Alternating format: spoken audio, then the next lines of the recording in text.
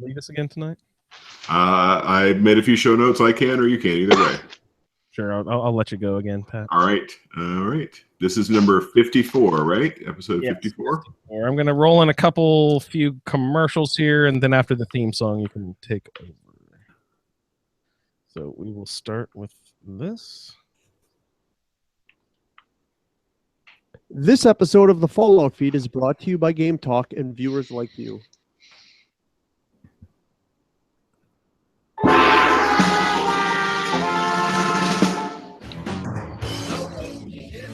Hey guys, this is Andrew from the Fallout Feed, and we are joined with another couple of heroes in the room with Jeremy. Hey, Jeremy.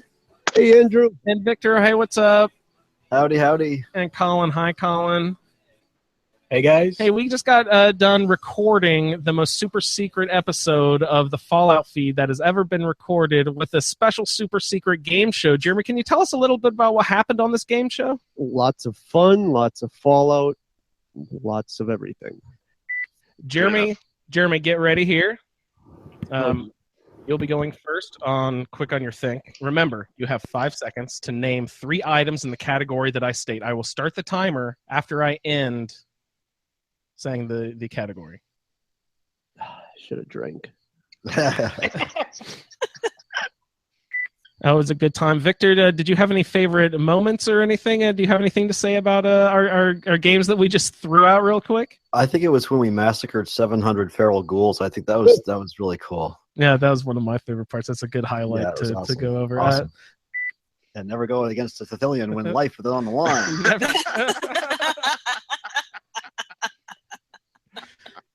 Colin, have you thoughts on this experience you just went through? Yes, we definitely have an explicit tag, so you know it's got to be good. Oh, it's the worst. You cannot let your children or coworkers listen to this episode, I guarantee.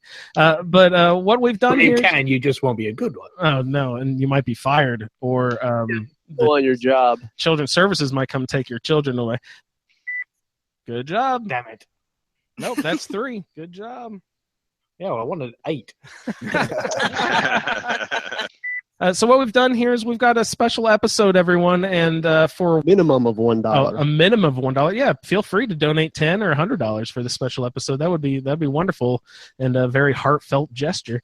But this is a 4-hour event of the 12-hour marathon charity benefit for the Cystic Fibrosis Foundation, because that is a cause that is near and dear to the hearts of us at ASA Podcasting. My family directly affected. Jeremy, your family also directly affected. Any support that any of our listeners can give for us is greatly appreciated. One way that you can support our cause here is to donate $1. Jeremy, could you give us a few of the details on this transaction? So you're going to want to donate through PayPal to asapodcasting@gmail.com.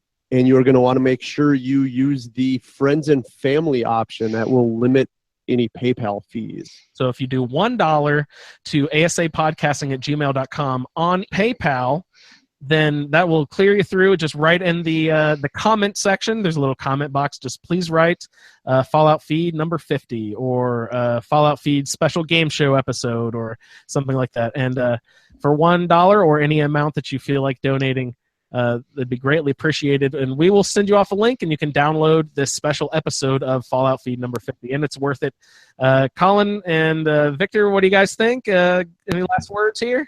Absolutely worth it. Awesome. Definitely worth it. I'm here, so it's great. Totally. Thank you guys so much for participating in it. And Pat was on the show. Patrick. If you give me 3 named Raiders, I'm going to rage quit.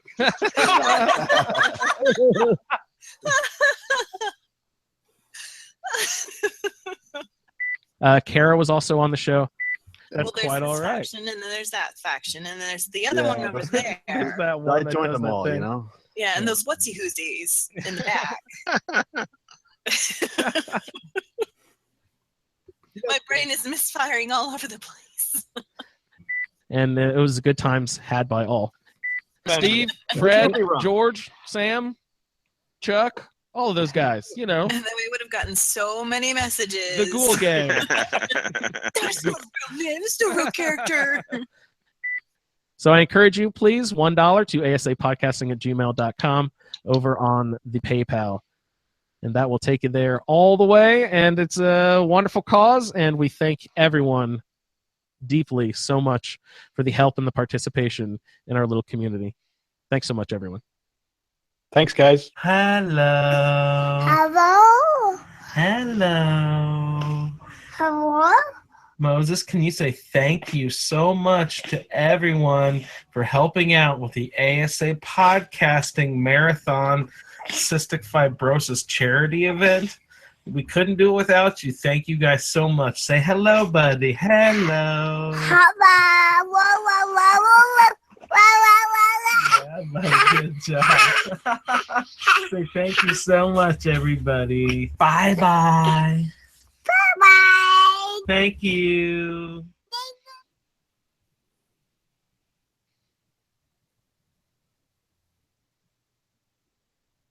The Wasteland is the post-apocalyptic mess. As the sole survivor wanders out, proud to see the rest. Nuclear explosions sending out the gamma rays from deep within the core, grows atomic waves. From deep within the core, grows atomic waves. Hello, Raiders, Gunners, Minutemen, and Cents. Welcome to episode 54 of The Fallout Feed. This is your host for tonight, Pat. I'm joined by three of our hardy regulars here. I'm joined by Andrew. Hello, Andrew. How are we doing tonight? Hey, Pat, what's going on? Which faction can I be part of? You pick. It's player's choice tonight. You Gunners pick your faction. Biggest pain in the ass, so let's go with the Gunner. There you go. And we're also joined from across the pond, Marcus. How are you, Marcus? Yeah, not too bad, thank you. I'm probably going to be a raider. There you go. There you go. All right, Dennis. We are joined by Dennis. How you doing tonight? I'm good, Pat. How are you doing? Doing okay, thanks. Well, good to have everybody here for another episode of the Fallout Feed. So tonight we got a few different little tidbits for you. We may have a little bit of news. We've had a little bit of excitement today with some interesting news from our friends at Nintendo. We also have a little bit of leftover stuff from last episode where we were talking about mods. Mm-hmm. We might talk a little bit tonight about some of our favorite mysteries in Fallout. And if we have a little time at the end, we might play a game just to tease that very special episode that you've been hearing about these last few weeks. Andrew, is there anything else we wanted to cover tonight?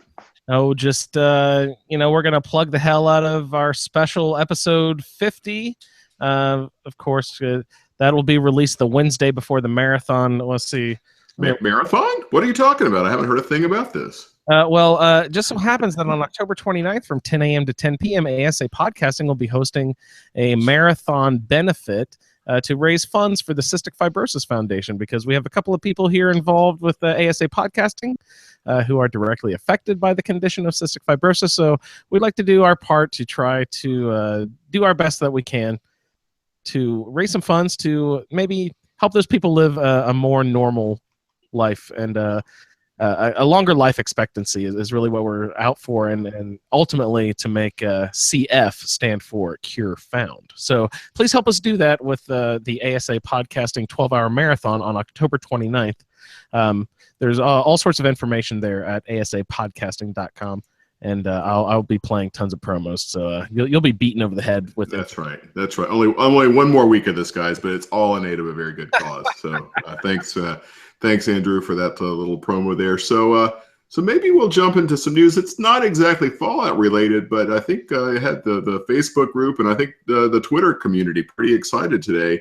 Heard a little bit of news. So as I think today, we heard a tease from our friends at Nintendo.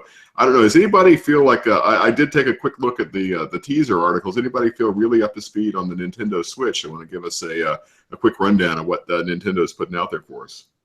I have no idea anything about the technical side, but ironically, the Facebook group was a Twitter today, and everyone is so excited. And the really big cool thing that we noticed is they didn't point it out too glaringly or anything, but if you pay attention to the gameplay that is being distributed through being displayed on the little ad there, we'll see a little friendly game called Skyrim.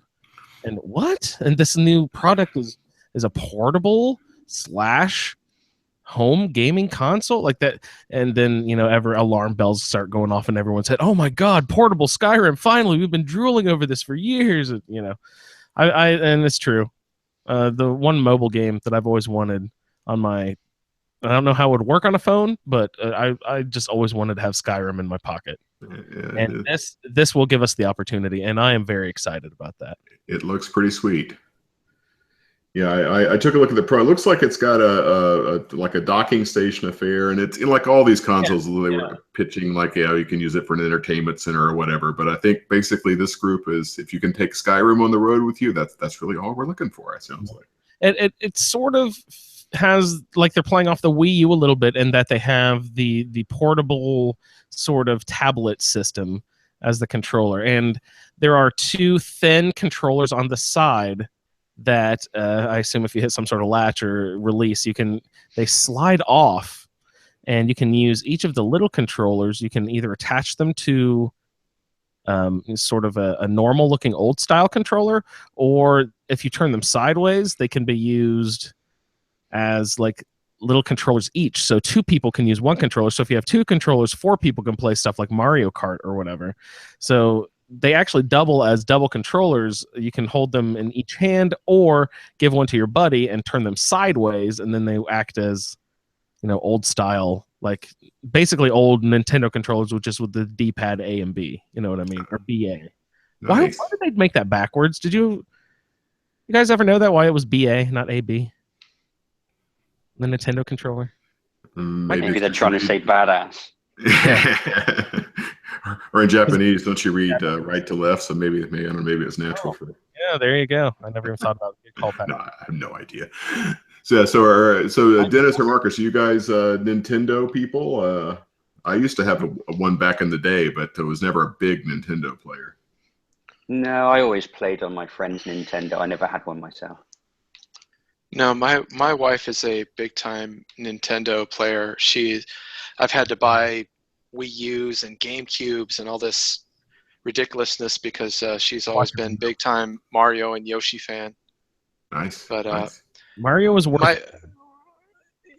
Nintendo has amazing IPs and they create wonderful games, but I hate to be Debbie Downer on this, but Nintendo's always been behind in, as far as, their gaming power. So, they can, they're cartridge based. They've always been behind, even PS2 going as far back as that, portable Skyrim, I'm all for it. It sounds wonderful. I want to be totally on board with that. But I'm just wondering if Nintendo's going to be able to come up with a system that's going to be powerful enough to give us what we expect from, even a 360 version of Skyrim. Of course not. That's why they're playing games from 2011 on that. It still will be cool. I am well aware that Nintendo is not up to par with the other but I think Nintendo is almost more fun in a way that they do a lot more kind of cartoony, fun, silly stuff, whereas the others kind of take themselves a little more seriously. I'm a gamer with a capital G sort of thing. You know what I mean? Nintendo, Mario Kart and Zelda are 2 of my favorite franchises of all time. And I had a rule with myself, I'm sure I've mentioned this rule many times, that if there's a Mario Kart and a Zelda out on a system, that I would have to get that system. And that never happened with the Wii U, luckily, so I didn't have to buy that garbage. But it looks like that the new Zelda game will be released on this new Switch. And then, if Nintendo's releasing a new console, Mario Kart will be close behind. They do that every time. Well, I mean, in all honesty, this is really kind of if you look at the Nintendo overall and what their profit margin and what they've been doing with their consoles, this is kind of really their last gasp it is, isn't it? As far as putting out a system of their own. What happened? Because they owned the home gaming market after Atari. You know what I mean? It was Nintendo for a very long time. Well, it's like anything, they own the market. They have wonderful IPs. They have Zelda, they have Mario, but if you don't, the the latest thing, we're starting to go into VR now. People are starting to dip their toe into VR, and if Nintendo's about 30 years away from VR. Yeah, well, I mean, if PlayStation is the affordable option for that, if people kind of go to that, it forces Microsoft to go behind. It's gaming is very fickle. It's what can you give us right now this second, and some people will be latched on to the old timey Nintendo, cartoony kind of thing, but other people want the more modern, up to date graphics that are cutting edge. It's just what you're looking for. Yeah, I get you. Yeah, so I think I saw a March 17 release date, so it's not that far off. Yeah, it's springtime. Yeah. So springtime for Nintendo. Looking forward to it. I always have a rule too that I rarely ever buy a new console. Like this Xbox One was the first time I got a console like within the first year of release. Usually I make myself wait a year or two until Christmas sales when they go down like $100 or there's a good sale on them. But that's what I'll probably have to do with that Switch. I'll probably wait a good long while after it's released and then maybe pick it up a long while from now.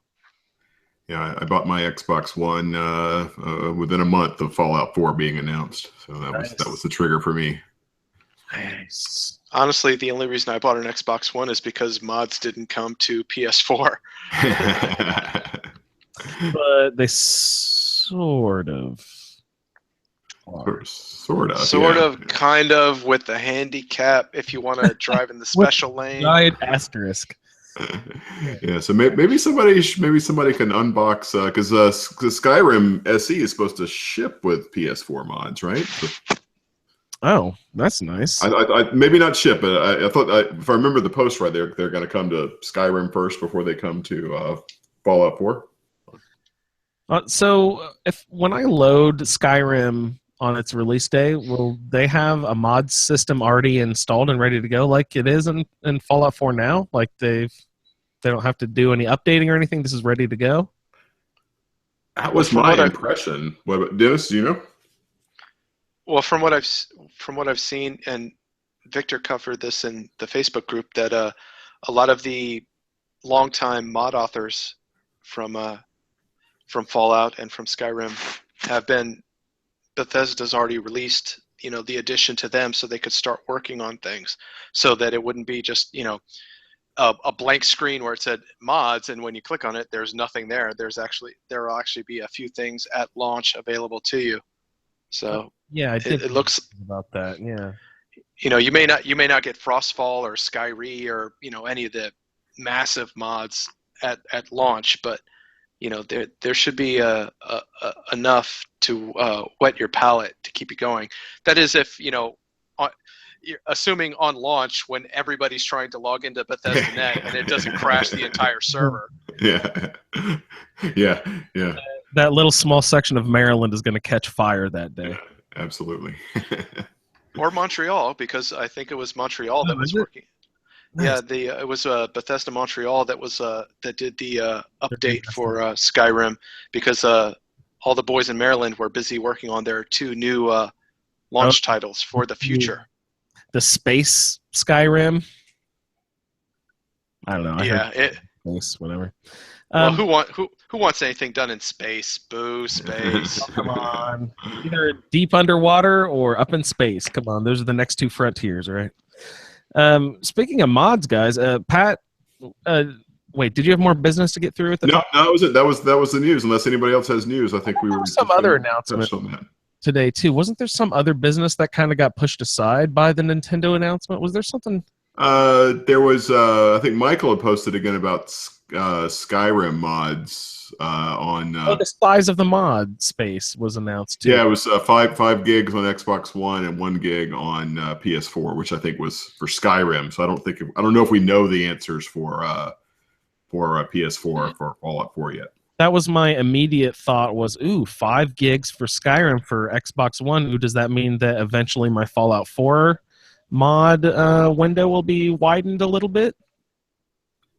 Seems you would possible. have to assume it would, yeah. But it's 2 today, right? 2 gigs on console?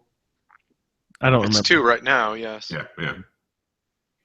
Which that's still pretty good. I mean, if you want to put a lot of textures and a lot of extra content, I think Tails is like 600 megabytes. I mean, it's pretty sizable if I remember. I've never gone into the cap, but I know. I think Tails is probably one of the most massive ones that's out there. Yeah, but I mean, if you're saying 5 gigs for Xbox, you're including everything.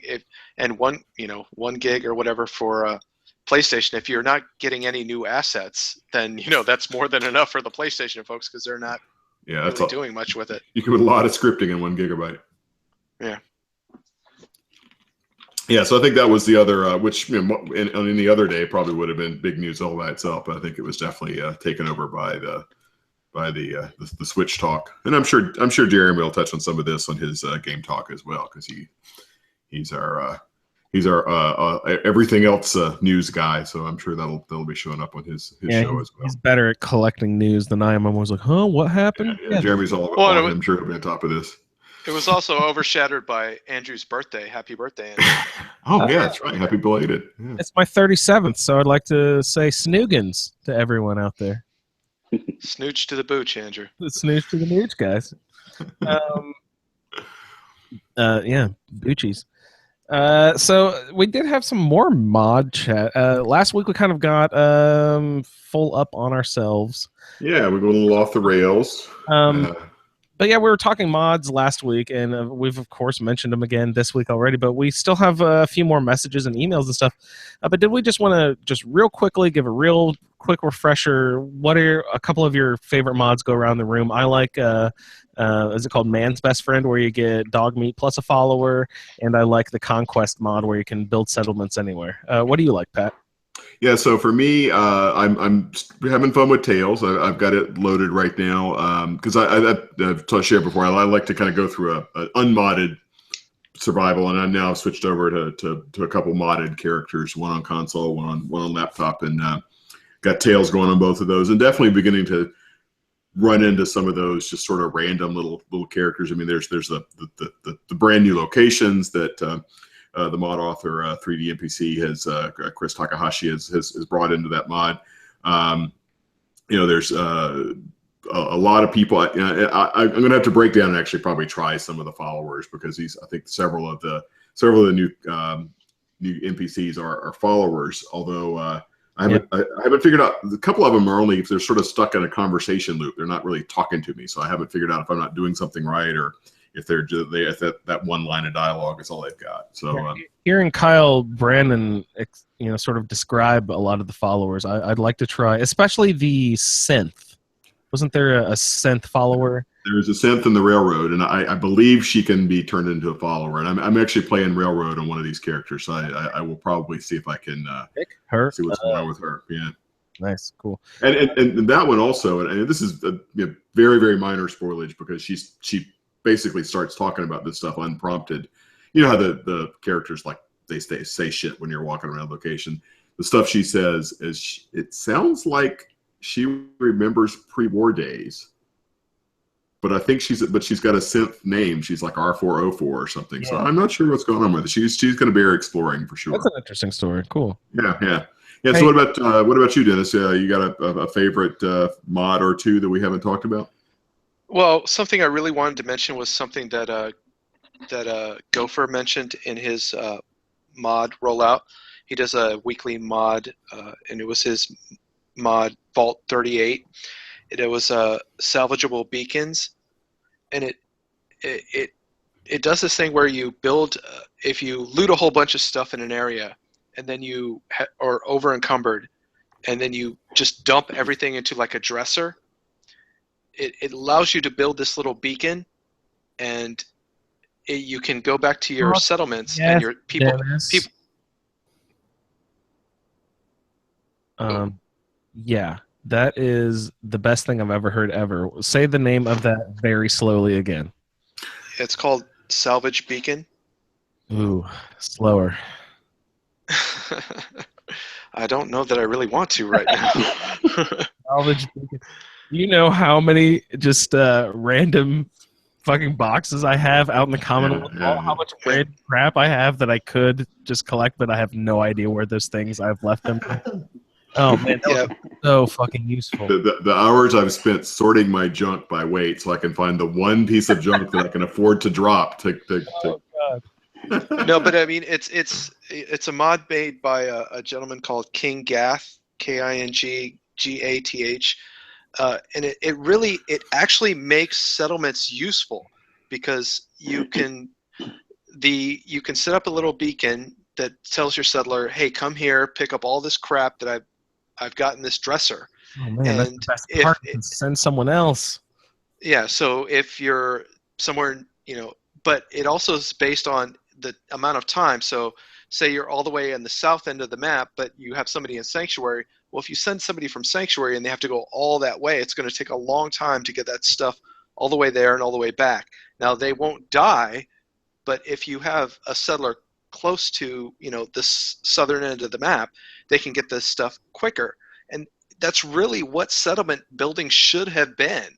It's it gets you more interactive with, we're building the settlement. I'm sending you out to get this stuff so we can build a proper settlement. It's a really amazing a mod, and I think it's a really immersive mod for what settlement building should have been. Nice, very nice. That is Salvage Beacon. I will definitely look that one up. And one that you have mentioned numerous times in the past is the Outfit Switcher, and I always write that one down, and I still have not tried it out, and I really want to. Yeah, no, it's great for maximizing your usage of hats and other apparel. I love a good collection of hats. So, what about you, Marcus? Got any favorite mods that you use? Well, I use Man's Best Friend. I like that one, but I've also got one that sort of runs in tandem with that, which is the canine harness. So, sort of like has a tactical body harness for dog meat, and it looks really, really nice. Is it decorative only, or does it actually have like defense to it? Let me have a quick look. Hang on a second. So it has a defense bonus. I'm just literally running back to somewhere where I can have a look. So, and I remember last time you mentioned you really was it weather mods? Yeah, True Storms. I'm a real big fan of True Storms. It's been a good staple of my gameplay from what was going to be my round table character that never was. Never was. Poor guy. Yeah. Let's have a quick look. Sorry, I just managed to come out of build mode and get back to somewhere where I can have a look at this. Just going to take it off of him now. Gotta take the poor guy's armor. Yeah. That's all right. I've only just been attacked twice by raiders since we started the podcast. Oh, yeah. Okay, so gives 27 damage resistance, wow. 17 energy resistance, and 10 radiation resistance. Hey, that's pretty good. Yeah. I don't even know what dog meat's base stats are anyway. Who knows? I don't know off the top of my head, but you can also ballistic weave it, which I haven't bothered doing yet. Oh, wow. That's great. And it's actually effective. That's sweet. Yeah, so it just makes him a little less fragile. And say the name of that mod again. Hang on a minute. Just open it back up again. Sorry. It's the K9 harness. So it's literally just K and then the number 9 and then harness. Okay. Like that awesome Jim Belushi moving K9. Yeah. I've not seen that movie in years. Lesser Belushi. I have not thought about Jim Belushi in probably a decade, so this is a very special podcast for that. Very nice. So good recap of a few favorite mods. We covered a few mods from some of the listeners and Facebookers and Twitterers. A couple we didn't get to last time. I don't think we mentioned Ted from the Facebook group. Ted, who I think those of you on the Facebook know, Ted does some crazy build stuff sometimes. And he says he likes texture mods and improves the look of the game. And his comment was he feels like the game should look better than it does as a modern a modern game. So I guess he's feeling like the base game doesn't bring what he wants it to bring, and uses a lot of texture mods. No, I completely agree with that, because I must admit a lot of the vanilla game assets are quite bland in some places, so texture mods do help. Yeah, it's an interesting thing. I was watching a Let's Play about Skyrim, and they were talking about mods and how about you could put just a very few tiny texture mods into Skyrim, and it looks so much better. It's not so saturated, and it's just confusing how it was a choice on Bethesda's part to ship the game that way, and you know, I'm not quite sure why it looks kind of as bad as it does. He actually continues on a little bit, Ted, and has a similar sort of message there. Yeah, so Skyrim looks old because Skyrim is old, in fact, and it's set back in time, so you expect oldness. But Fallout 4 is set in the future, 200 years in the future, so it should have been pristine. But that's just me. Yeah, I give him a little bit of a break because nuclear warfare and all that. But maybe he's got a point. So. Because the bomb. Yeah, that's right. Because the bomb. Well, in all fairness, I've been playing a lot of Mafia 3, which is supposed to be a new AAA title that's open world, and I'll tell you what, it looks like shit. Really? It really does. It looks like a game that should have been put out. It doesn't look any better than GTA 3. So you're joking. No, really. I mean, it's Mafia 3. It's a great game for many different reasons, but the graphics are crap. And in all honesty, Fallout 4, it's running off an old engine, but it still looks a lot better than some of these other games are looking. Interesting. Yeah, I guess for me, I'm pretty tolerant of this because we've talked about some of these old RPGs from the past, things like Might and Magic and some of that stuff, and I just think about literally sort of the tiles. And here I am, I'm sitting in my not particularly special, but my comfy chair and 40-inch TV and 5.1 surround sound, and yeah, okay, Fallout's not perfect, but my God, they're thinking how far gaming has come in the 20 years or whatever. So or I guess closer to 30 when I would sit with my Apple II playing, Leather Goddesses of Phobos or Hitchhiker's Guide or something, and it's come a long way. So I have a lot of tolerance for. No, I have the same tolerance. I mean, I'm playing. I plugged in Morrowind on a old ancient, I'm Windows Vista machine that's ancient. Ooh, and it's Morrowind is an old, not good looking game. So, in its time and space, I'll give games a pass, but at some point, Fallout, and it's a compliment to Fallout 4. I don't think that it looks that bad, but in some of these AAA titles that I've seen, Battlefield's, Mafia 3 is really looking like crap. Battlefield 1 is looking a little wonky. Yeah.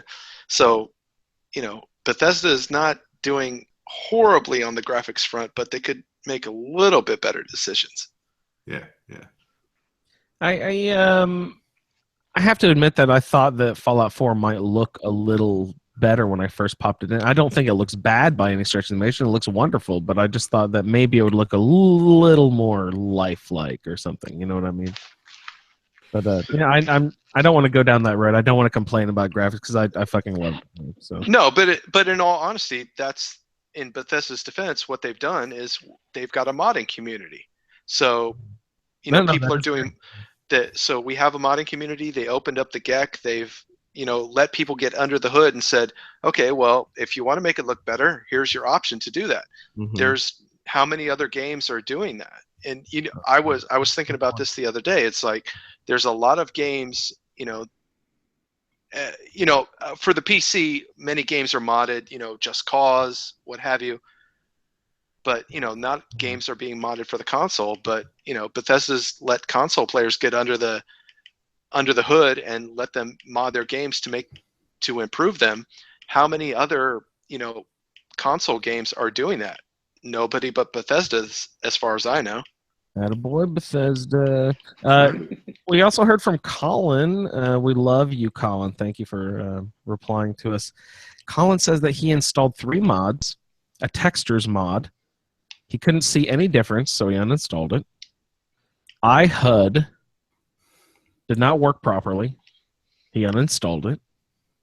No sleep till bedtime. Ruined the survival experience. He uninstalled it. He hopes this helps. Thumbs up. So Colin is maybe the least modder of us all. I forget. I think he plays Fallout 4.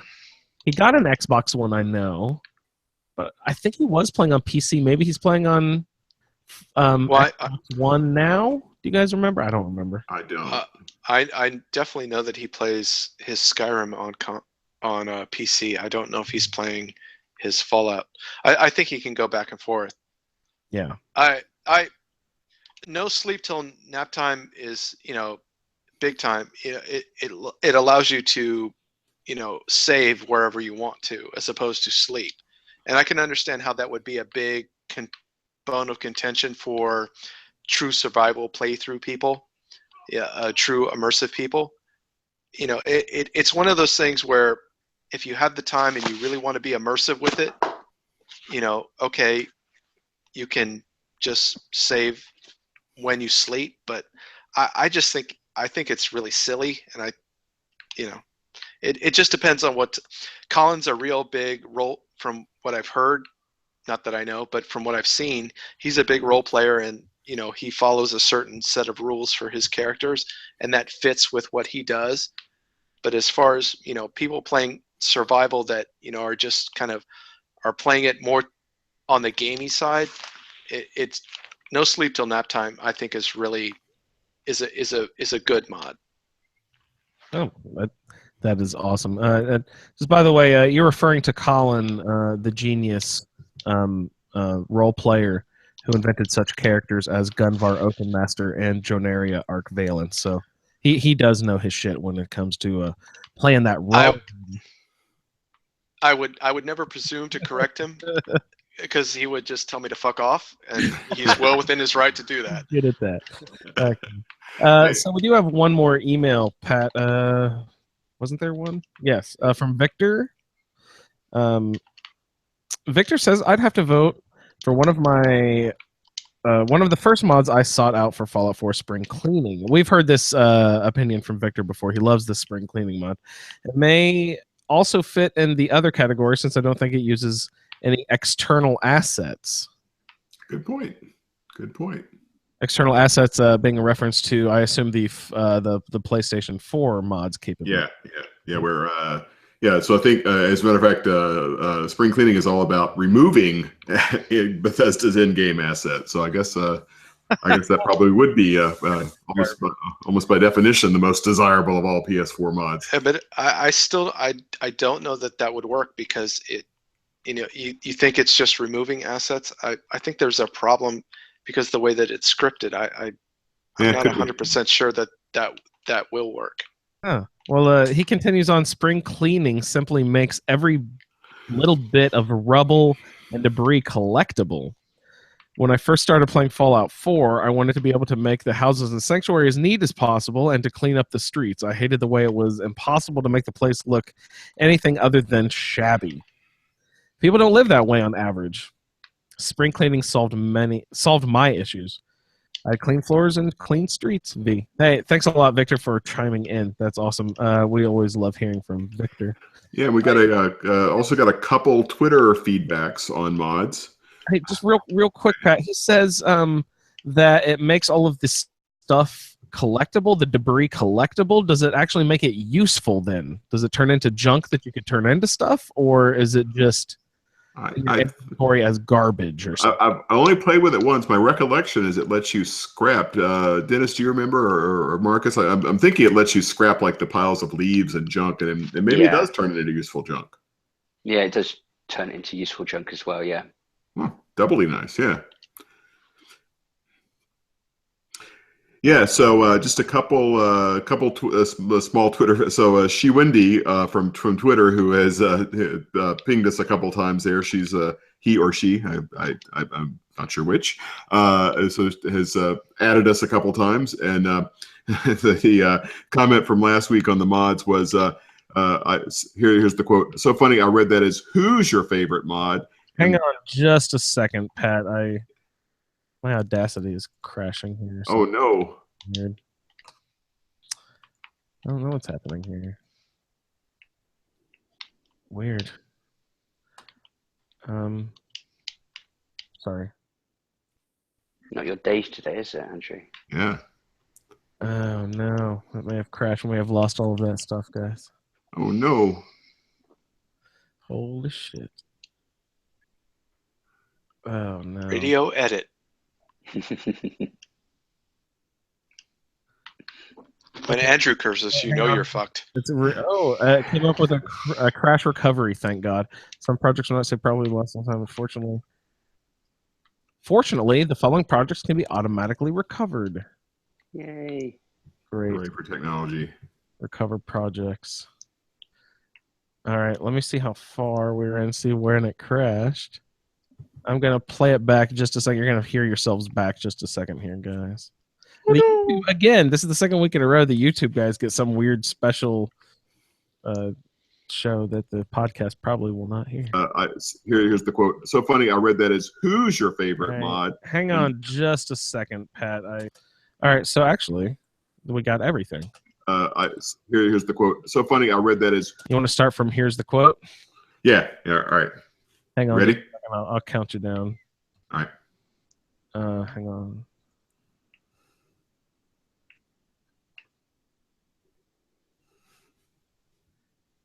All right, Roland, go ahead. So I'm from She Wendy on Twitter. So funny, I read that as who's your favorite mod? I thought you can't make me choose. Well, She Wendy, it's okay. We all know that Kara is your favorite mod. She's all of our favorite mods of the show here. So Kara, we miss you. Hope to interact with you maybe on the charity stream or some other opportunity soon. So She Wendy, thanks for that on Twitter. Yes. Then one other Twitter commenter was Rojan Gaming. Feedback there was a mod called Live Dismemberment. Like it sounds, crippled limbs can, well, explode. Sounds like bloody mess on huge steroids. So a little extra bloody mess immersion there for those who like their gaming extra bloody. Extra bloody. I am Dennis, and I support that mod. So I had a question for any of you guys. Have any of you guys has anybody played the 1080 mod, Vault 1080 mod that NVIDIA released a few weeks ago? No, I've never even heard of this. What is it? Well, I don't know if it actually literally requires an NVIDIA card to run, but my understanding is that it supposedly takes in, because we were talking earlier about how the game looks. And supposedly it takes advantage of some high-end video card stuff to have a really just beautiful experience in this particular mod. So I'm guessing my gaming laptop probably isn't hefty enough to run it. I haven't even tried to download it, but I don't know if some of Victor or some of our other Master Race folks might have given it a try. I was just about I might be talking out of school, but I think Ted showed a little bit of it off. I mean, obviously I'm playing on Xbone, so I didn't even think to search for it out because I thought my Xbox would blow up and cry in little pieces. But can you say the name of it again, please? It's Vault 1080, I think, if I remember correctly, and it's was released by NVIDIA, because I think that isn't 1080 their most recent card. Yes. Yeah. Isn't that also the HD rate or whatever? It is, yeah. 1920 by 1080 is the. Look at you, Andrew. You don't know the difference between Star Wars and Star Trek, but look at you getting down with the NVIDIA. You go, girl. I don't even know what NVIDIA is. I saw it written the other day, and I was like, they're missing a vowel or something. So this I'd like to buy a vowel. So maybe this is a good point here. I think that's kind of the end of our mods talk that we carried over from last week. So maybe, Andrew, I think we want to take a quick break before we roll into the second half of the show. All right, we'll check in with our sponsors, and we'll be right back, everyone.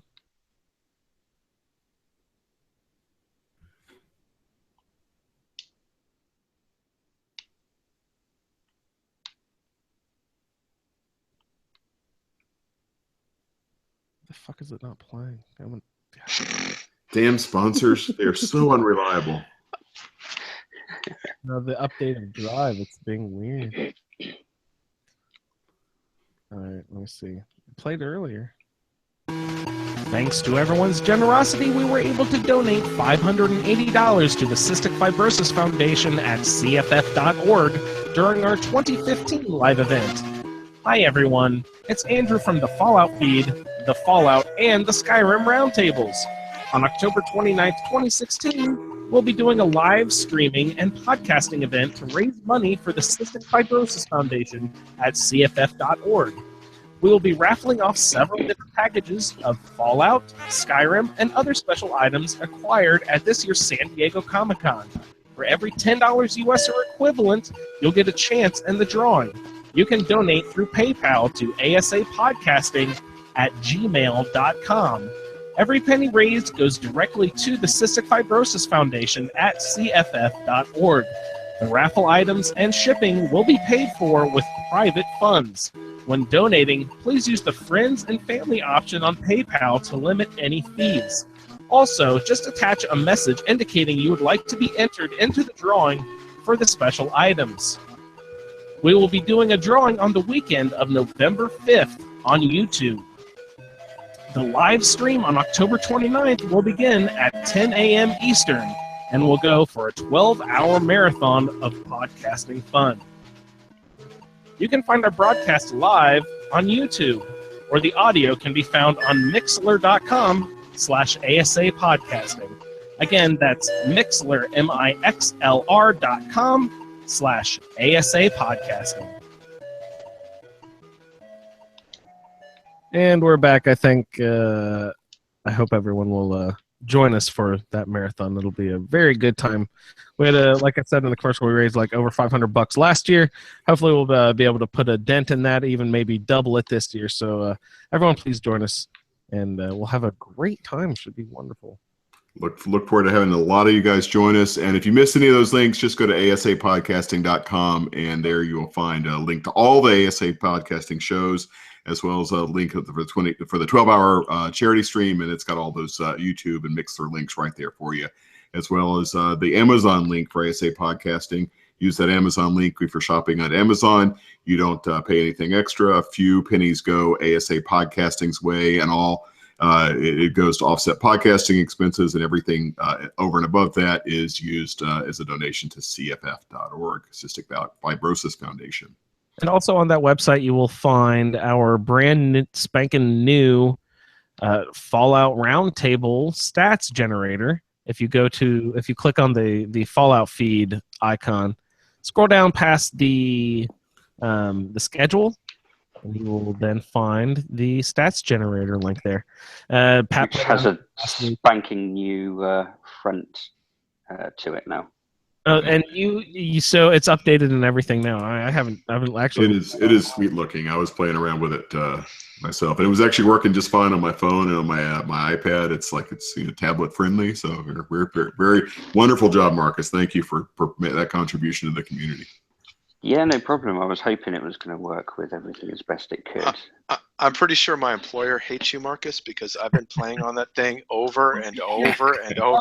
Like, oh, I can roll this. Oh, I can roll that. Oh, it's so amazing. Marcus, don't work. I just loaded it on my computer, not on the phone. On the computer for the first time. It's fucking beautiful, dog. This is, man. I can't believe I just called you dog, but this is beautiful, dog. Holy shit. Yeah, well, I think the last update was the real one that clinched it. Patrick, have you been in the last couple days? Yeah, I'm looking at it right now. Yeah, with the GUI and everything, it's beautiful. I tried to click on the radio to turn the radio on. Why is it that, Marcus? Can you turn on my radio? Click on the map. Can you just make this Pip Boy work? Give me some time. It's a beautiful thing. It's All right, totally I'm gonna hit nice. refresh. Even though this is a pretty good fucking roll, I got Dogmeat as my follower. I love him. I got the Starlight Drive-In as a settlement. That's a big, spacious settlement. That's awesome. Dance is my romance. I love the romance with Dance. Oh my. Oh my. Yeah, man, this is just really cool, guys. Please go to the stats generator and just click it a bunch of times and have fun. I was thinking about this, Pat, for the Skyrim roundtable that we're going to start here in a week or so, something like that. We refresh this page for to get random stats, but in order to actually make it random, shouldn't we have to roll a die or something to make someone have to do a random number of refreshes and then land on that roll? You know what I mean? Well, in theory, your first refresh should be random, right? Yeah. Well, as soon as you open up the sheet, it should randomize anyway. Yeah. Yeah. Okay. Marcus's head is about to blow up. He's like, wait, some contingency I didn't plan for? No, I will fix it right now. I will stay up all night. I'll tell you what, though, one thing I did figure out earlier on when I was driving back from work was I was going to make it so that if the character rolled male or female, that it said his or her in the stats and stuff like that as well. Nice. This is incredible. It's just really is remarkable, Marcus. Thanks again for your hard work. It's really fun. Yeah, it's going to be a terrific resource for certainly for Skyrim Roundtable. Even anybody who wants to play along for this or future Fallout Roundtables as well. Yeah, we'll get the Skyrim one up here pretty soon too. I think it's live already, isn't it? Is it live? Yeah, I found it the other day. Yeah. So yeah, it can be something to look forward to when as you're waiting for the special edition to drop. You can build your first character with the randomizer. I haven't even seen it. Where's the damn link? I found it somewhere, or maybe did we share it? We only shared it in the chat. It shared on the group only. Yeah, okay. Yeah. But it was working, so it maybe by the time this is posted, it'll be live. Who knows? Yeah, I hope so. It should be. I spoke to Michael about it, but I think he was just waiting for you guys to do the final thumbs up before putting it out. Oh, yeah, well, I'm sure it's perfect. All right. Great. So again, Marcus, terrific work there. Thanks for that contribution. So tonight for tonight's new topic, we ask the Facebook group, the Twitter fans, and the group here just to talk about what's your favorite mystery in Fallout. There's a lot of deep lore going all the way back to Fallout 1 and 3 and 2 and everything else. There's a lot of mysteries in Fallout, and Fallout 4 has answered a few mysteries. For example, from Fallout 3, it's created a few new mysteries. So we got some different feedback. That. I said I will want you to explain that. Please don't forget to talk about that later. Well, it's one thing in particular that was a specific quest line in Fallout 3 that is very much followed up on in Fallout 4. I'll if you don't mind the spoiler, I'll chat about it a little bit. Don't give a crap about spoilers. One thing I'm very happy about Marcus being here is that he's played since from the very beginning of the whole series. So I'd be really interested to hear if there's stuff from the 1 and 2. Marcus, if you can remember any cool mysteries from all the way back then. I think there was 1 in 2 where you go into a complex and it has a supercomputer in there, and somewhere along in the dialogue options he sort of alludes to the fact that he might have been the reason why the bombs first dropped. Ooh. I'm trying to remember exactly where it was. Yeah, it was a massive computer, and you could play chess against it. Oh, nice. Nice. So yeah, I can't remember what it was called, but I'll have to try and look it up and see if I can find it. I always love it when games put little side games like that in, like chess. And now, you guys, they talk about it on our Fallout Off the Record, our other favorite podcast about Fallout, and they talk about they have their Pip board where they encourage people to play the Pip Boy games and send in their high score. Do any of you guys play the Pip board games? Yeah. Oh, sorry. No, there was one that's sort of like, if you guys remember the old sort of like, the one I played was called like Bard's Tale, but it's sort of like a knight's adventure, like step by step. Your knight walks into the woods. Oh, ahead you see a goblin. Goblin strikes for 2 points. Like that sort of game. Yeah. Play those. There's one, I forget what that one is called, but there is one of those games that I played with that one a lot. I thought it was fun because it reminded me of like being in 3rd grade playing on the I don't remember that one at all. I remember the Pitfall one and the Space Invader. I don't remember having found that one. I don't remember what it's called either. Sorry. All right, so I have something to look for now. Very nice. Did anyone play the Automatron one? Is that a fun game? Ivy was pissed that she lost it. I found it but did not play it yet. I don't know if anybody else did. So actually, No, I you haven't can play those played that on one. your app, right? I can open up my phone. Yeah. I think that's right. That is okay. Have been people asking in the group every once in a while, hey, what do you guys think of the app and app this and app that? And I always bring up that I like it to look at the maps, but I never mention that you can also play all those fun little Pip-Boy games. I had totally forgotten about it because I had a lot of trouble getting it to connect at first, and eventually I got it to work with my Xbox. But I wound up not using it very regularly. But it's it's a fun thing. I never ever used it. This is the first time I've opened it in forever, but it's actually connected right up. Wow, good job, buddy. Yeah, but I don't even remember how to get to the games. But anyway, no, yeah, I haven't played them much, but there are a couple that are pretty fun. There's one's kind of like Asteroids too, if I remember right, or Space Invaders, one of the two. I think maybe both. Yeah. So maybe we'll take it to Twitter first. We had a couple folks on Twitter pitch in with a few good mysteries. First respondent was Dallas on the. Sorry, Pat. On the. Grognak the Barbarian, or whatever it was called. That's the role play. Oh, okay. All right. I'll have to. I obviously knew about the Grognak, the axe and the costume and the comics. I did not know there was a Grognak Pip-Boy game. There's a Pip-Boy game. Nice. So our follower Dallas on the Twitter feed said he had a one-word response, but I think it's a pretty good one. Pikmin. So what is up with Pikmin, our favorite raider serial killer that I think is one of the most fun side missions in the game. It's crawling around Pikmin. Paintings and an awesome weapon. Yeah. Pikmin. Yeah. Is it no?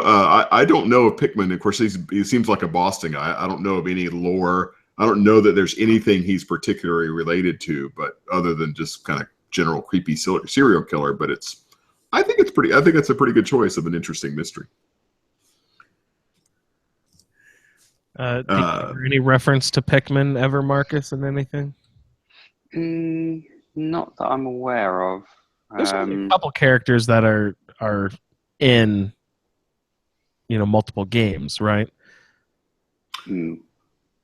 Oh yeah, definitely. I mean, one notable one, actually, another Twitter friend, Martin from Twitter, also tossed out McCready and Deacon as two characters that he'd like to know more about. And McCready is one that has a very deep backstory going back to Fallout 3.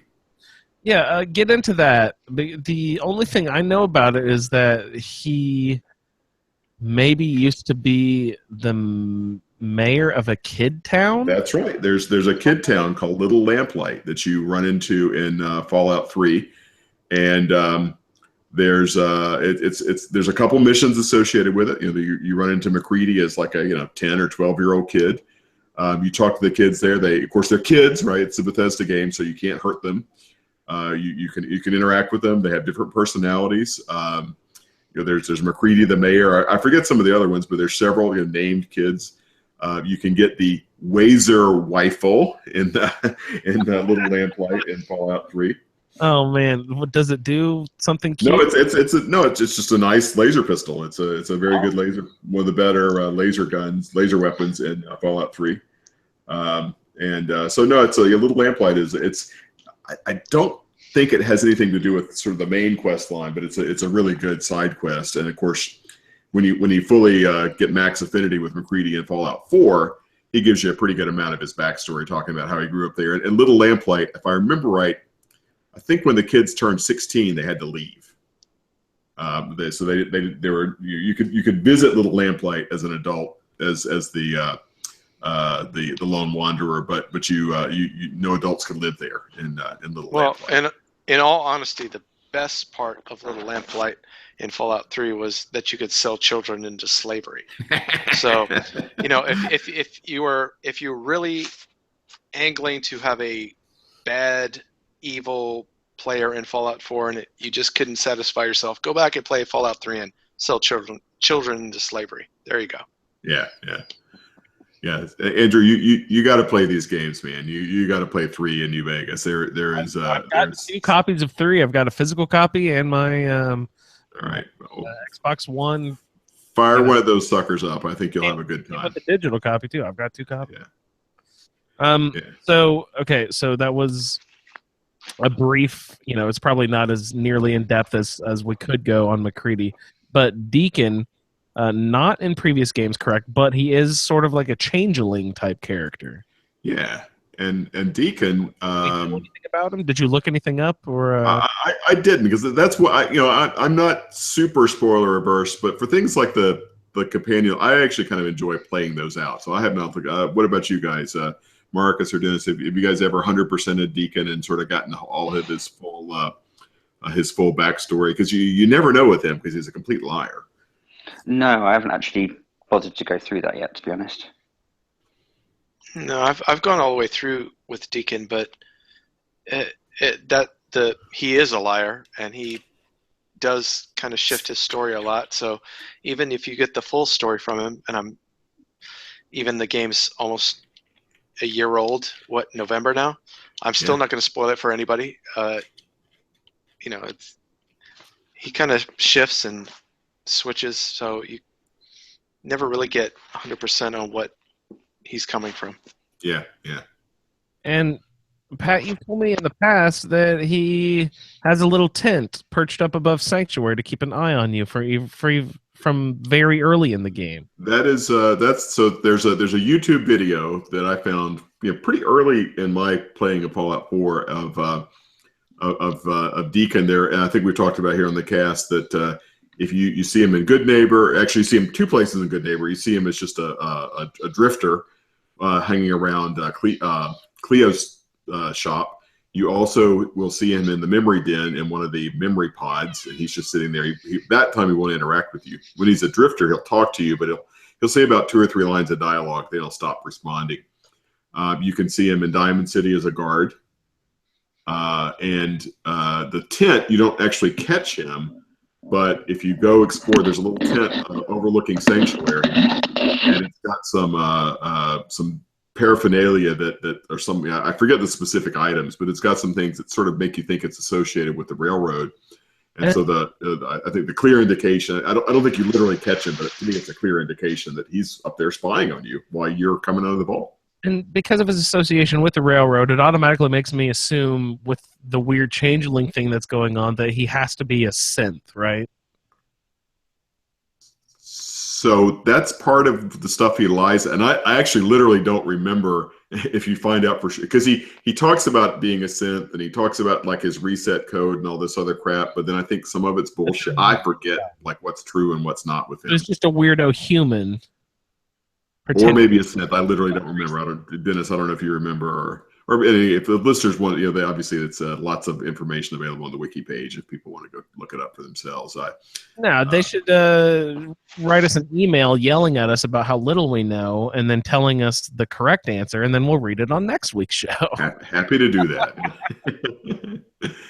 So let me go ahead and wrap up the Twitter. One more Twitter feedback from Michelle, who's also written in the show before. We'd love to hear the repeat correspondence here. And Michelle said, "What about the Enclave now here in Fallout 4? Do they still exist? Where are they? Will they come back?" So you may remember the Enclave. I think Marcus. I think Enclave goes back actually to some of the Fallout 1-2 era as well. You see them; they're prominent in 3, but I think they're also around some of the older games. Fallout 2, I think, was the initial sort of full reveal of them. I think they were suggested to exist in Fallout 1 in a few terminals, but as far as I can remember, I think they only really sort of came out in 2. Yeah. They're as Michelle sort of indicates here, they're all over 3. In New Vegas, you find an actually really hard to find small faction called the Enclave Remnants. So yeah, that's a good call. Enclave would be a really interesting faction to come back to. They're sort of sinister. They're sort of like the Brotherhood of Steel. I mean, they're kind of dicks, right? They're kind of jackasses, especially in 4. Yeah. But so you say ad Victorium. Oh, away with that. No, none of that. But the Enclave is they're trying to run the shadowy. What's the fake president, the computer president in Fallout 3? John. Oh, geez, listeners are yelling at us again. In any case, they're behind sort of this attempt to sort of restart the American government in 3, and then they show up in New Vegas. So they've got their power armor in 3 is actually really cool. I think it's much cooler than the Brotherhood power armor. John Henry Eden. Thank you. Yeah, there you go. See, listeners, Marcus saved me. You don't have to yell at me anymore. Marcus has stepped in. Thank you. We should have a producer somewhere looking this stuff up for us, but just our on-air talent is just too busy being on air. So that's our Twitter feedback. I think maybe we'll just check here with those here on the show. So Dennis, do you have a favorite mystery that you want to share with the listeners? Oh, well, I think if you go back to anything, it's the Dunwich stuff. Yeah, what is up with Dunwich? that? It's the H.P. Lovecraft. Yep. Stories for Dunwich Borers, and it goes back. I know it's in 3. I don't know if it goes back before that, but that's got to be the anchor for most of the spooky kind of Halloweeny this time of year stuff. How do they make reference to it in 3? Oh, there's a whole building. There's a whole another story for it in 3. And I'm not going to ruin it, Andrew. You've got to freaking play 3 already. About it, but you're not gonna let me hear anything. No, I'm not gonna make it easy for you. You have to actually play the game. And in Fallout 4, Dunwich Borers, of course, a little play on words there. Clever guys. But there's all crazy, weird flashbacks. Every once in a while, things will go like black and white. You guys know what I'm talking about? Yeah. I could never understand what the hell was actually going on there. Does anyone really understand what that was all about? Well, so Lovecraft is his whole mythos is all about the dark gods, the sort of ancient unspeakable gods that inhabited the earth, and they came from different things. They came from space or other dimensions and things like that. And I think the implication is that the flashback you get is people trying to summon some sort of ancient horror in the bottom of that quarry. And there's these flashbacks, and I think that's where the Crim's Tooth that you can get in that location, I think is some sort of horrible ritual dagger coming back from that time. Yeah, why? I was going to say, why is it there? Is the person trying to, sacrifice something and dropped the blade accidentally down the well? Because that asshole made me lose some power armor one time. Yeah, that's not where you want to go with your power armor, not at all. That's the first time I realized that you could not swim in power armor. Yeah. The classic Lovecraft is that the protagonist of the short story or novel typically goes crazy in the end. They rarely ever are allowed the sweet salvation of death. They usually go mad. And so that's how I've assumed is that whoever it was trying to do whatever he was trying to summon or she was trying to summon, and that did not end well for them, and they wound up drowning themselves with the knife. But Lovecraft is not It's good Halloween reading. I think Dennis called it there. It is pretty good, creepy stuff. I actually listened to the Dunwich Horrors a few months ago after I played this quest, just because I was like, oh, maybe I'll listen to it. And you can find it on YouTube. It's public domain stuff by now, isn't it?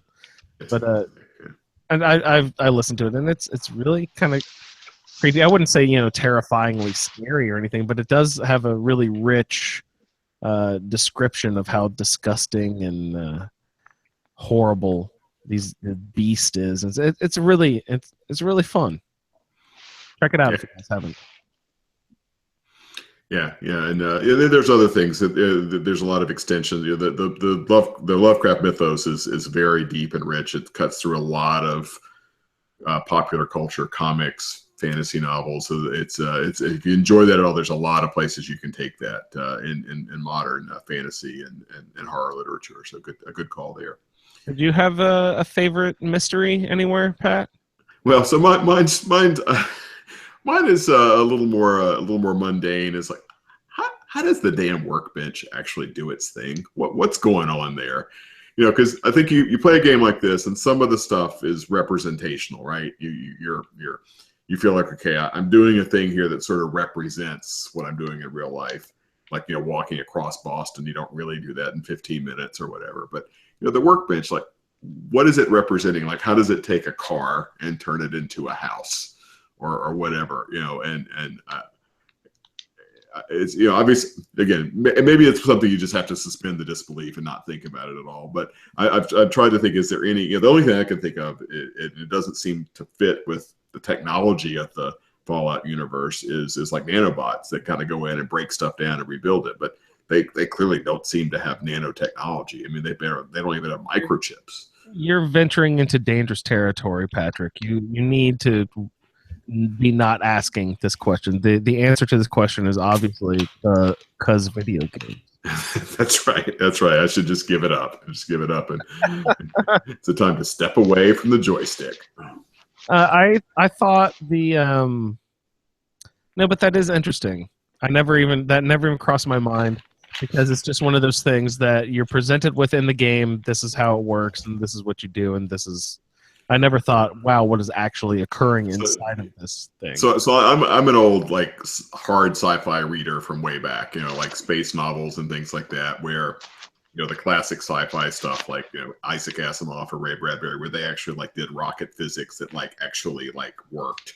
And they said they actually tried to make things realistic, and so I sort of have a bit about I go that way. But you're right, I really should just suspend the disbelief and not think about it. You don't have to do anything, Pat. You can do whatever you like. It has nothing to do with suspending disbelief for me. I'm just not smart enough to figure it out.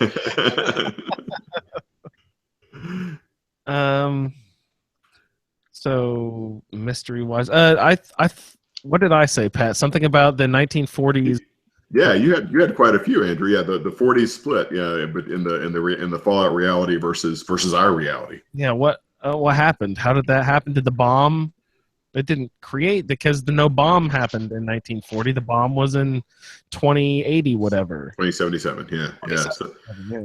Yeah, I mean, I think that's and Marcus, you've actually played 1 and 2. I don't know if this was explained in 1 and 2 that basically the Fallout world was ours until 40s or 50s or whatever, and it kind of broke off into this sort of different universe that's a little more old-fashioned, but also sort of more fascistic but it has robots.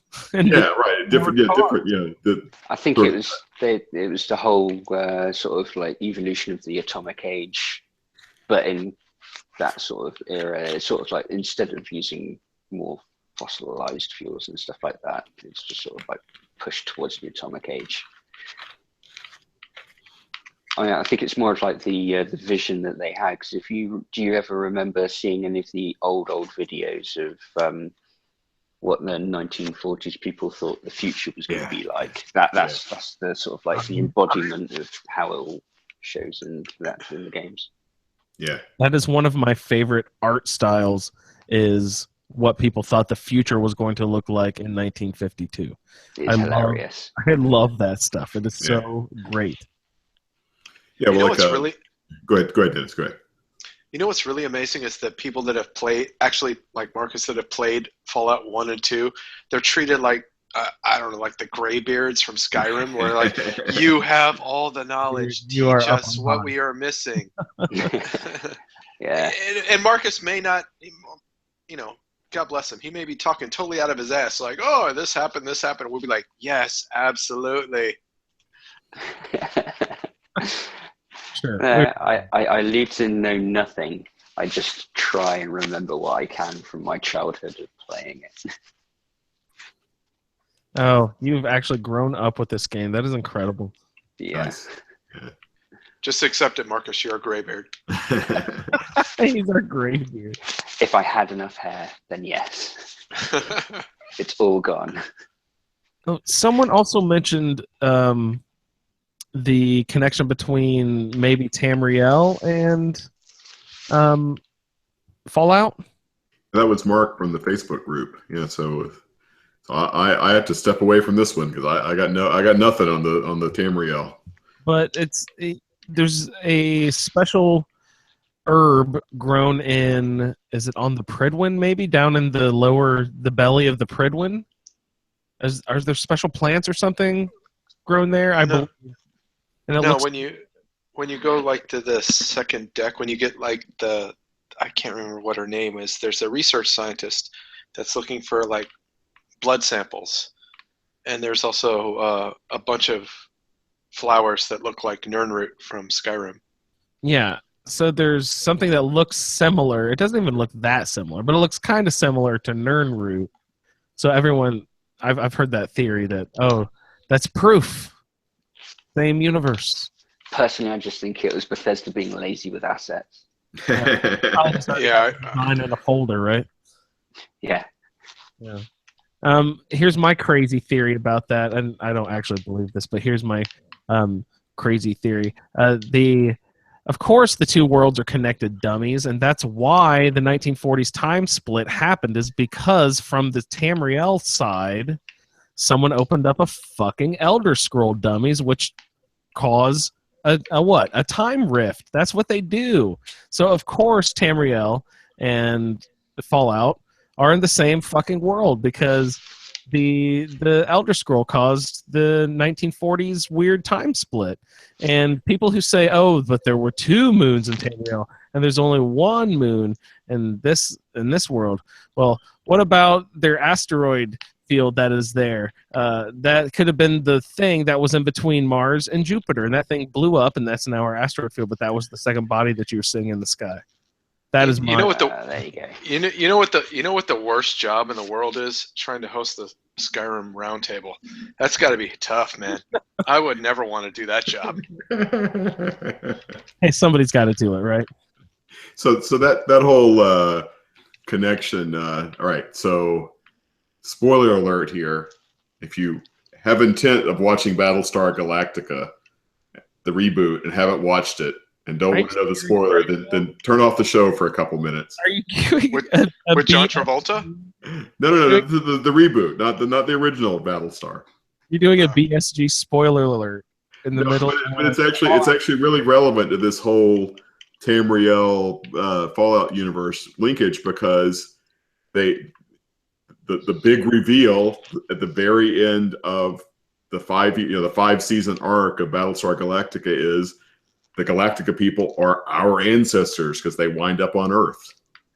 Ooh. So that's right. Yeah. So that when this whole Tamriel.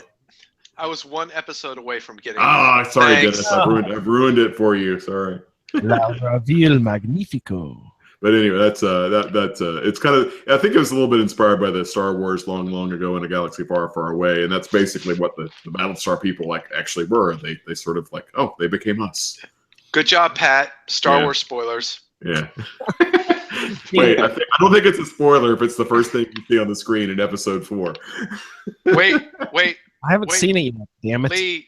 Lee, stop listening to this podcast. Wait, is that Yeah, Star Wars? Star turn off. Trek? Oh, wait, no, Lee. my bad. Earmuffs, Lee. Earmuffs. Yeah, Andrew, be sure to put the Battlestar spoiler in the show notes. So if people want to just delete the podcast without even listening, they have that option. Might, because that's kind of funny. Warning, BSG spoilers. But I think at some point there is a time. So clearly Rosebud is beyond the statute of limitations for spoilers.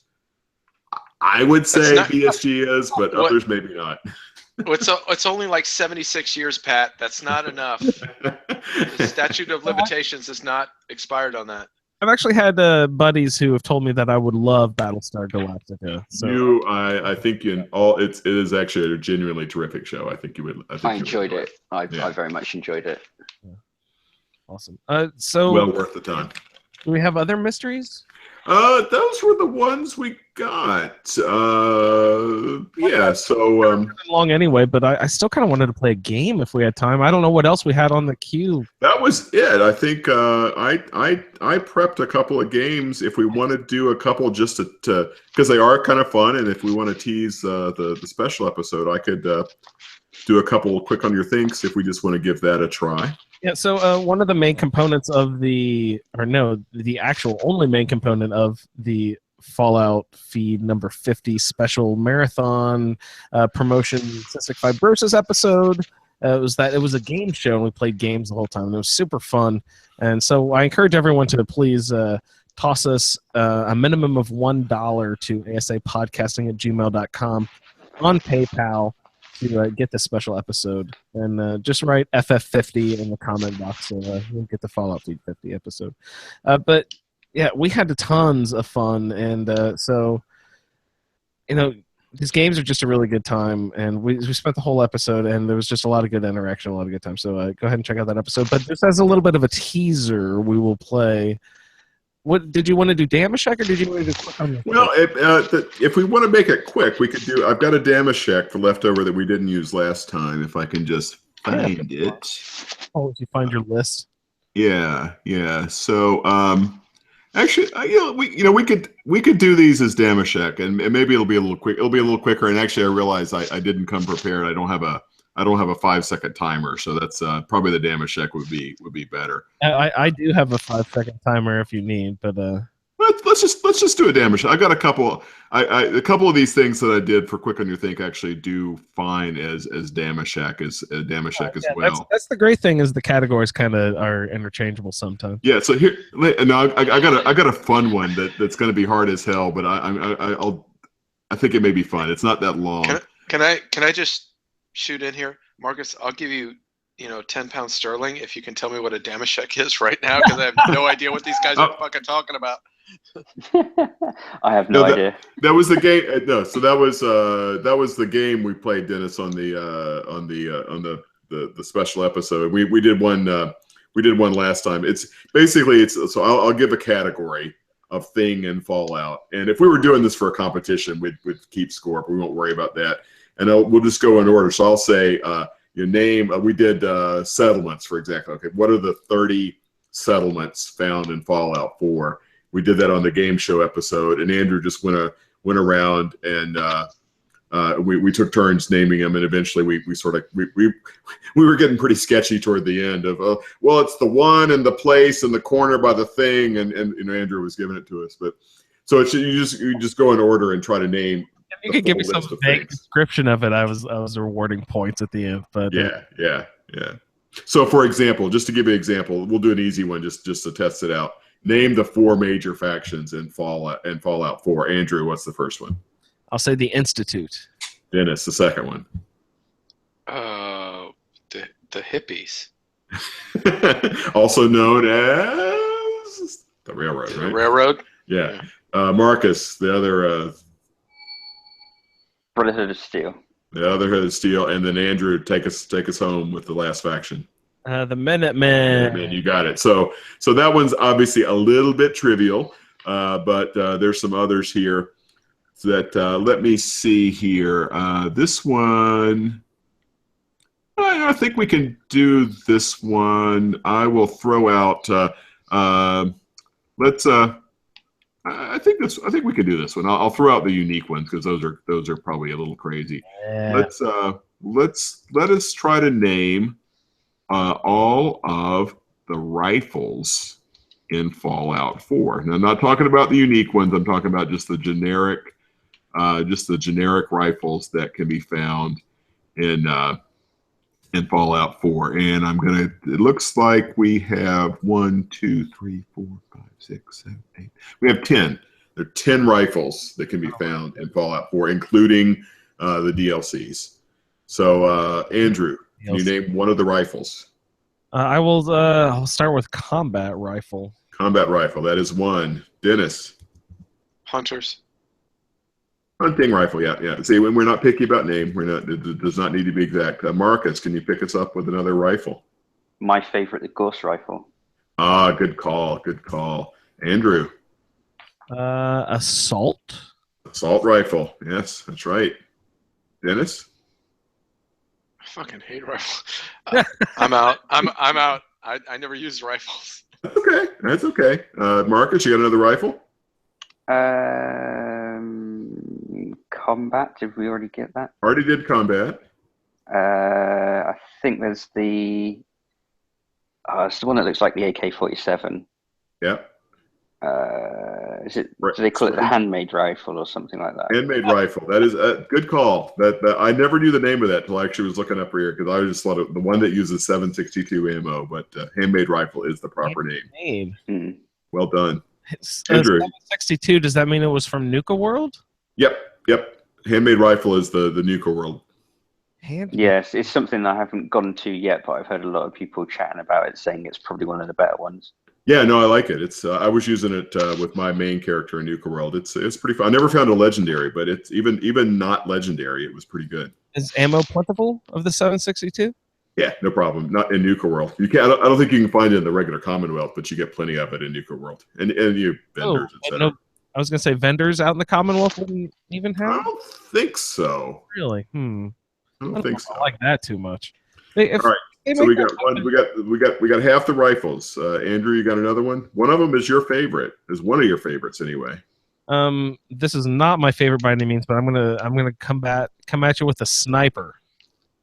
Sniper is actually a variety of the hunting rifle. A hunting rifle. Okay, can I have another swing or am I out? Of course, yeah. We're not keeping score. How about pipe?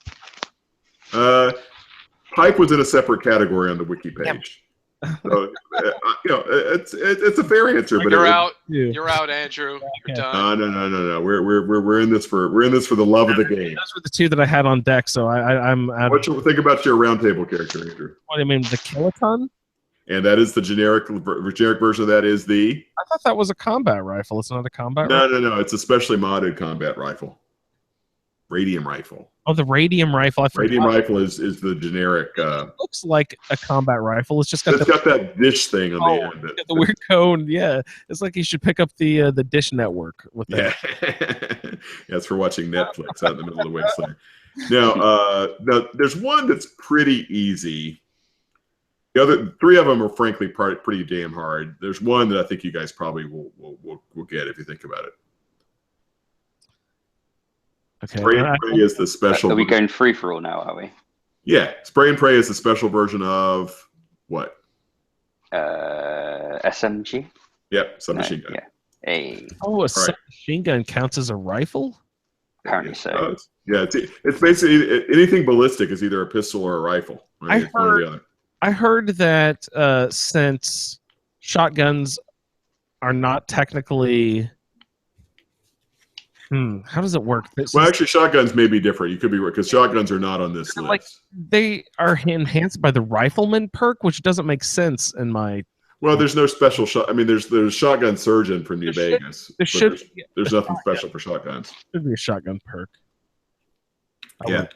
So the other three I think are pretty hard. One of them we actually have talked about on the podcast is a gun that none of us ever use. I think I know which one you're talking about. Yeah. Go ahead, Marcus. We got a guess? Oh no! You, I think Andrew was just about to say it. Is it the one we talked about, sort of last time? I think so. I think it was just last episode. Yeah. Is it a syringer? Yeah, it's a syringer. Good call. There's one that has appeared in a few different Fallout games. I think it makes a choo-choo noise. Oh, railway rifle. There you go. And the last one is actually it was a laser rifle. I said, does a laser count? Isn't there a laser? No, it's an energy weapon. Again, that's on the wiki page. categorizes it. Yeah, they split up between ballistic and laser. It's literally so- called laser rifle, isn't it? Well, I the know. laser gun can be either a pistol or a rifle. You can actually switch it back and forth. Depending on the stock or whatever. Yeah, that's right. You can either put a pistol grip or a rifle stock, whereas the rifles, you can put a short stock or a long stock, but you can't turn them into a pistol. Oh, nice. So, all right, so the last one is the rifle added in Far Harbor. The cowboy one. Yeah. Lever action. There you go. Nice call. Well done. Action. Wow. Good call. Which is actually, I thought that was I forget, Marcus, was it called lever action in Fallout New Vegas? Or Dennis, do you guys remember? It's not called lever. It's called lever. Sorry. Sorry. It's not aluminum. It's aluminium. Aluminium. Aluminium. Anyway, so that whatever the lever action, whether that was the name of it or not, it was actually a really good gun in Fallout New Vegas. Because what was the one? It was the one that the NCR Rangers used. That was a really good rifle. I forget what it was called, but that was a nice one. So we probably don't want to really do this because it's hard as hell. But I thought the list of burnt items that you can pick up in the game was pretty funny. Pat, you suck. No, I was intentionally doing a hard list just to see. You're a troll. And this one's terrible. If you guys got 3 of these, you'd be doing well. A couple of them aren't bad. I think. I'll start. Isn't there just like a burnt book or like something like that? It's a burnt textbook, but yeah. Yeah. That's that one. There's a couple. There's sort of a theme that if you remember in the Hubris comics. Yes. There's a couple variations of like a burnt lifestyle magazine or good call, Andrew. Dude, that is exactly double one. dipping. Or burnt. Cheater. There's a different variation on that one too. There's another one called a magazine. It's a burnt blank magazine. I do not recall. I'm trying to think now. Actually, there's 2 more magazines now. I'm looking at the list. Yeah. Fashion. Fashion. Good call. Yeah, because I remember seeing one the other day when I was sifting through the garbage. Yeah, you're good at this, man. And comic book? Burnt comic books? But specifically, remember there's several comics you can find in the game. Not Avengers. Did I just say Avengers? Burnt Grognak. No? Burnt Grognak, yeah. Yep. And then, of course, it would also make you lead to believe either Unstoppables or... Yep, Unstoppables is one. Right, Another comic character found in the game. The Shroud. No. Grognak. Andrew's got Grognak. This one actually I don't know that you find. Is it I don't know if you find this one. This one may only be burnt. It's the burnt Manta Man comic. Never heard of it. Yeah, I think it may only be available in a burnt model. I'll just give you the other 2 because these are hard as hell. The other 2 were the burnt Trade magazine, and then the burnt Technical manual, which was added. I think it said in Far Harbor. So yeah, I'm not familiar with that one. Yeah. So yeah, I think the burnt stuff that's like the most annoying thing. It's like they're worth nothing. They just clutter up your inventory. You can never get rid of them. Sometimes I like to just leave those like on a random corpse, so that way I don't have to like see them in my inventory or see them in my workbench or anything.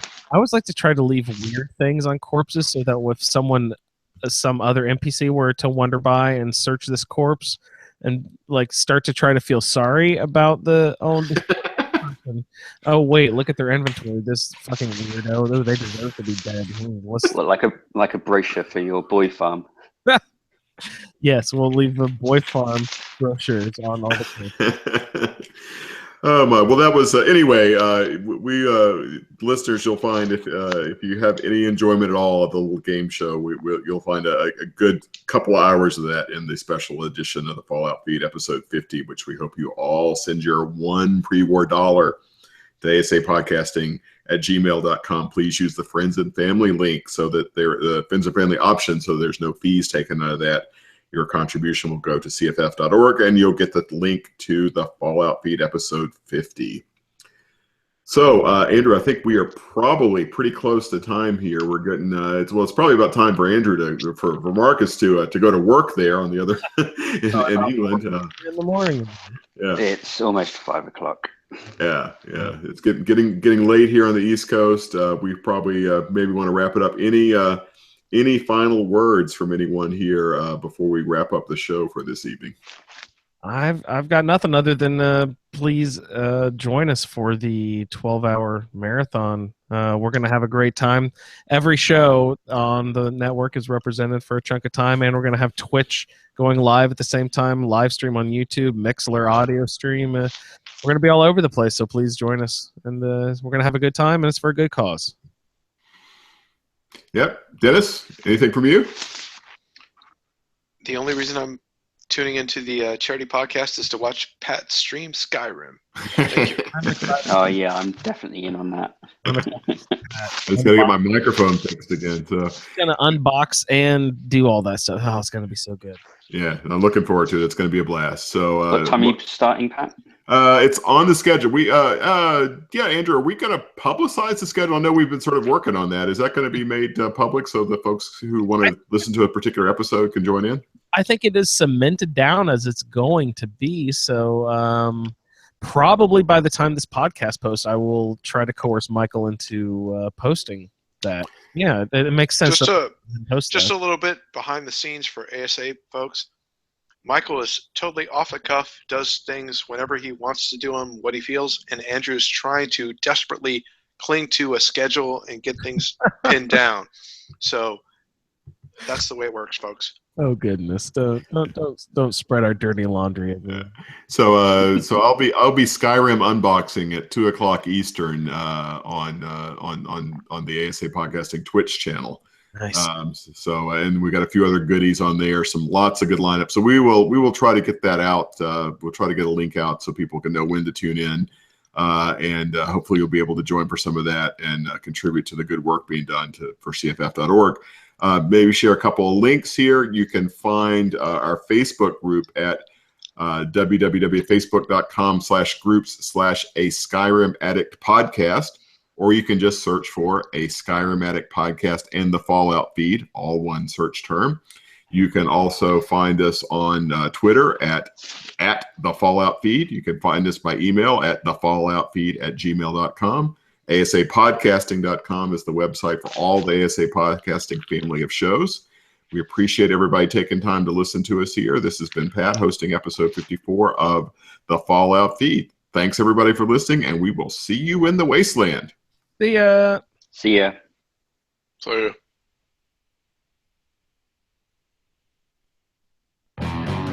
Thank you for downloading this episode of the Fallout Feed Roundtable. If you are interested in doing a play-along character with us, the show can be contacted by emailing falloutroundtable@gmail.com. For the roundtable schedule, our Amazon link, and all other show information, please head on over to asapodcasting.com, where you will find the Fallout Feed, the Skyrim Podcast, our YouTube channel, the Chatterbox, as well as other content. Once again, thank you for downloading. See you in the wasteland. Just real quick, as we sign off here, for anyone who actually really is interested, I have the schedule pulled up here. I can just give you a quick temporary verbal sort of like what we're planning on doing. This might not be exactly what we're doing, but at 10 a.m. we'll start with My Journey with Cystic Fibrosis, which is the whole reason we're doing the show, hosted by Jeremy. It is a show that he does do, not every week, but pretty frequently, about his experiences with cystic fibrosis and how it affects his life. So please join us at 10 a.m. for My Journey with Cystic Fibrosis. Then actually the Fallout Feed will be right after that, 11 a.m. Then at noon, it'll be the Skyrim Roundtable Season 6 kickoff show. It'll be a 2-hour kickoff show. Then Game Talk right after that at 2 p.m. whilst Pat is doing his unboxing over there on Twitch. Then Colin has put together some game shows, sort of like we did for Fallout 50. Fallout Feed 50, sorry. But Colin's got game shows going at 3 p.m. We got Mod Talk at 4 o'clock. The Fallout Roundtable will do our Season 2 wrap-up at 5 p.m. Then the mother of all shows, the flagship herself, a Skyrim Addict, will go from 6 p.m. And that's, a couple hours there of a Skyrim Addict. That'll be good stuff. And we're going to do a special guest appearance of Earwash Show. We'll make a resurrection. Hey! Or just one live appearance. The show's not coming back or anything, folks, but we love to do a Wash Show every once in a while. It's coming back. It's coming back. One day it will. Then we'll bookend it with another episode, shorter this time, of my journey, where Jeremy, I assume, will be sloppy drunk and get super delighted. So that's the schedule we're running on so far. So thanks everyone for sticking around. And let me do one more. Let me bug you guys one last time with. Shit, I'm sorry. I was so excited to hear about Uncle Blake coming back for Earwash. Sorry. Blake will be there. That's why Voltech has made extra preparation and are proud to present to you a special education. Would you like a very spiffy, brand new ASA podcasting t-shirt? Well, that's great, because we have 2 brand new designs, one for a Skyrim Addict and one for the Fallout Feed, over at etsy.com/shop/ASA podcasting. Strength! Supply the spark, so on seeing something sweet, be sure to scan your staff.